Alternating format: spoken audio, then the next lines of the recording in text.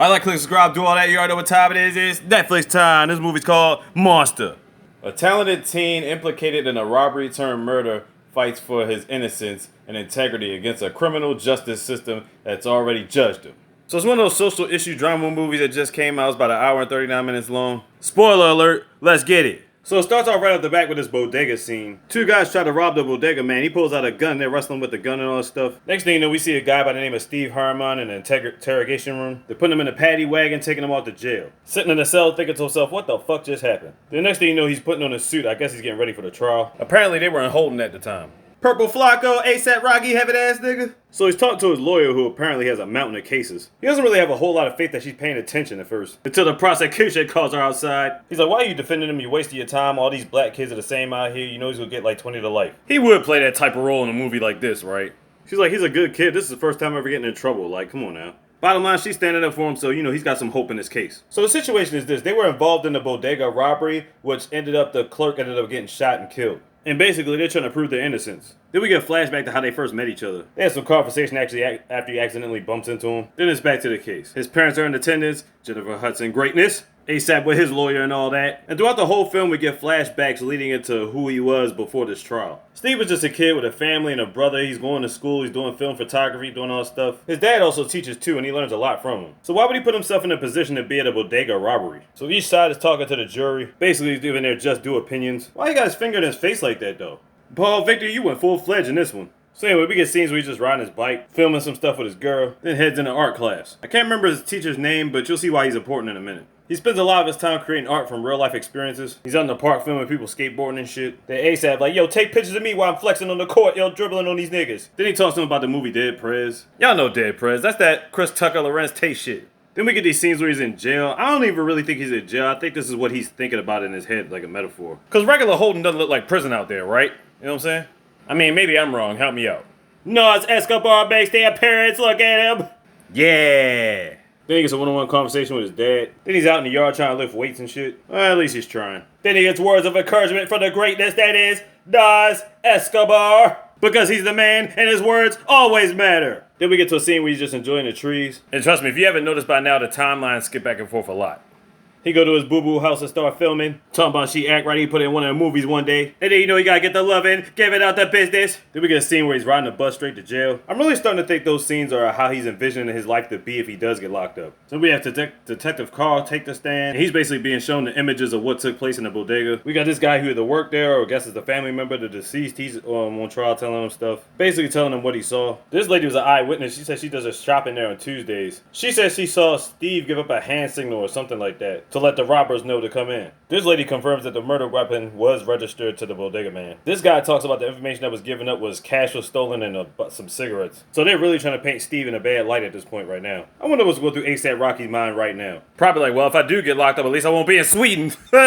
Afterward, judge adjourns the court till 9 in the morning tomorrow morning. Steve tries to get a word in with his mom, but they automatically put cuffs on him before he can even say anything. The moment I seen him put the cuffs on and carry away, that's when I realized all the moments he was in jail talking to Nas, all that shit was legit. So they probably just kept him the whole time until trial.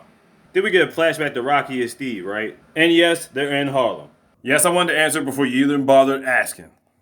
Rocky's basically just showing them how everybody makes money. He's like, look at the laundromat. Nobody comes in and out of there. Hell, you don't even see dirty clothes going in there. What's happening over there? Money. And that's just what it is, dawg. When he gets home, he's editing all the photos and videos that he took on his phone. Now, how the hell he's doing this just by using a phone, I have no idea. Then they talk about what kind of superheroes they want to be. He wants to be Superman. They give their reasons. But his brother's smart because he picks Batman. Everybody knows Batman's better than Superman. Get out of here. Then we get a scene where he's talking to his dad from jail. And some bitch-ass nigga trying to interrupt this call. He gets back in the car, my eyes, who was on the phone? So not to worry her, he was like, some bill collectors or something like that. My man is losing confidence in the case. But she's here to tell him, you know, she's trying to tell him the real, you know what I'm saying, what's really going down. Hopefully all the evidence comes out and all light will shine. Then we get this clown by the name of Cruz who he calls a Dominican knockoff. That's Steve's rival. He don't fuck with him. He tried to break Steve's camera. He just want to push a fight to him. But then Cruz sees Pretty Flacco over there like, hey, what's going on, nigga? Then he tucks his tail around like a little bitch. Be like, smile for the camera, clown. Then he takes the stand and starts snitching on everybody. Like I said, bitch-made material. He's supposed to semi-belong to a gang, but he running scared. But he not really snitching on ASAP. He's really snitching on this other nigga named Bobo. You'll find out who Bobo is in a minute.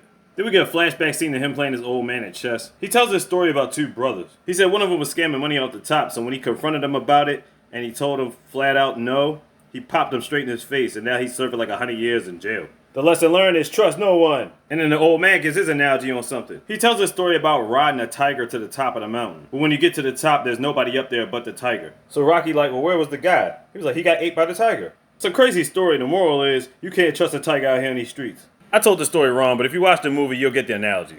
Alright, so this part of the story is when everybody's all home, they're cooking, and he's doing work on a school project. And this is where the news breaks about a guy being killed at the bodega. Keep in mind, he's already at home when the story breaks out. Mom asks him to get some milk from the store. He goes to the store and puts flowers down and pays his respects. Comes back in the house, reflects on everything. As the couple are painting, they get a knock on the door. The person that knocked on the door was Detective Carl. Steve comes downstairs, they ask him for his name. He identifies himself and gets arrested right on the spot. Then we get another flashback to him taking pictures with his girlfriend on the rooftop. Enjoying the night sky, black love and all that shit. Then we see him meeting up with Rocky again. Eating Chinese food and all that shit. Look at John David Washington. Alright, now this is his cousin Bobo. This is the legendary Bobo we've been talking about. In the film, he's A$AP Rocky's cousin. Now the whole sentiment around this movie is about trust. He keeps asking him about, would you do things for me like I would do for you and all this other stuff? Turns out the opposite of that will take place soon enough. Then while on the inside, he gets a visit from his mom. The whole time she's there, she's reading like Bible verses to him and stuff like that. And then they call Bobo Evans to the stand. And Rocky's already like, objection, oh fuck no, get his snake ass out of here, you a rat. They like, why is he in prison again? What the fuck going on? Yo, what's good? Rocky's beyond pissed, and for good reason. So he starts telling everything. I'm talking about time, place, location, all of that shit. He actually got locked up for a little petty charge, and if he tells on him, he'll get less time.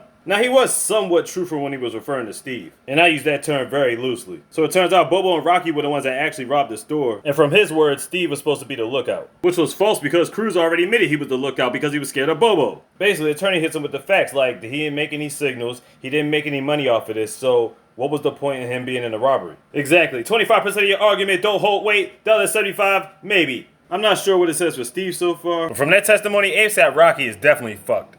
Then we get a scene from a homemade movie from the professor's class. As it turns out, that's their surprise witness. He says all the right things, keeps him in a positive light, all that good shit. You tried to make him look like a deviant, but you couldn't. Even throughout all that, Steve is still having his doubts. But now it's time for Steve to take the stand. It's like, okay, you know what you're gonna say? And she gives him a series of questions and how to answer them. Then back at the jail, we get legendary words from Nas again. He knows you don't deserve the treatment that you're getting. All the lawyers and juries and all that stuff. Bottom line is, stick to your words, stick to your guns, stand tall and all that. As you can tell, we love Nas over here, goddammit.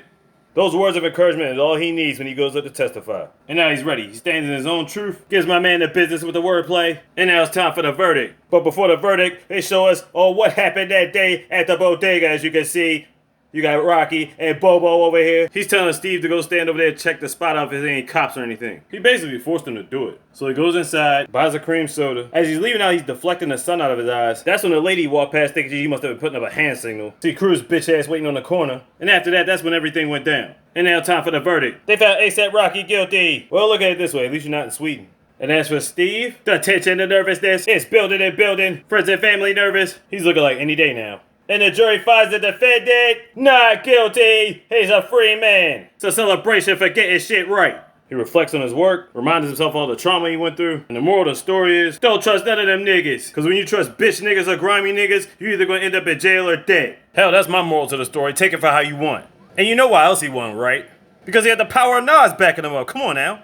Illmatic, I am, it was written, Nostradamus. Like, do I need to keep going? Maybe not Nostradamus, but Stillmatic though.